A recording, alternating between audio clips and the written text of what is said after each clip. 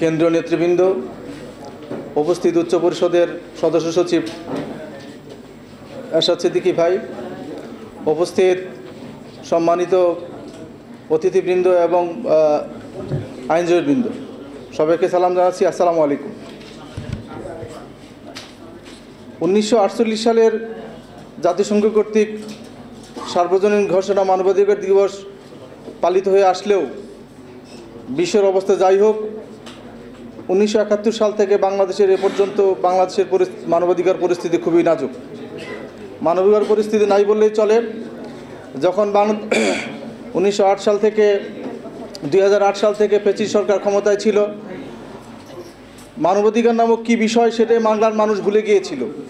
কীভাবে মানুষের অধিকার, কীভাবে কথা বলবে, এই অধিকারগুলোর কথা ভুলেই গিয়েছিল। 2018 সালে আজকে গণ অধিকার পরিষদের সম্মানিত সভাপতি জনাব নুরুল হক নুরু ভাই যখন কোটা আন্দোলন শুরু করেছিলেন, তখন থেকে এই বাংলার মানুষ, শিক্ষিত মানুষ, সচেতন মানুষ, ছাত্ররা তারা অধিকার কী জিনিস সেটা জানতে শুরু করে। সেই অধিকার জানার ধারাবাহিকতায় আন্দোলন চলতে থাকে।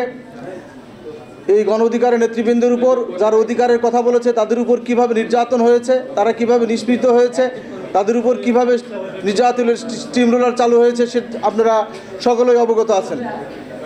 তারা ধারাবাহিকতায় জুলাই আগস্টের যে গণ অভ্যুত্থান হয়েছে, সেখানে আন্দোলনের এক পর্যায়ে নুরু ভাইকে অ্যারেস্ট করা হলো, গ্রেপ্তার করা হলো, তাকে জেলে নেওয়া হলো এবং জেল থেকে ঢাকা কোর্টে আনা হলো। তখন আমরা প্রিজন ভ্যানে তোলার পূর্ব মুহূর্তে নুরু ভাই বলেছিলেন, আন্দোলনের সাফল্যের দ্বার প্রান্তে আমরা, আপনারা আন্দোলন চালিয়ে যান। তার এই ঘোষণা জাতিকে সাংঘাতিক উদ্বুদ্ধ করেছিল। তার এই ঘোষণা সকল ছাত্র সমাজকে একত্রিত করেছিল। যারা অধিকার হারা মানুষ তাদেরকে অধিকার পাওয়ার আশা জাগিয়েছিল। তারা জেগে উঠেছিল, গর্জে উঠেছিল, যার ধারাবাহিকতায় আমরা 5ই আগস্ট সবার সম্মিলিত প্রচেষ্টার মাধ্যমে এক বিশাল গণ অভ্যুত্থানের মাধ্যমে ফ্যাসিস্ট সরকারকে আমরা বিদায় করতে পেরেছি। আজকে আমাদের দেশ স্বাধীন।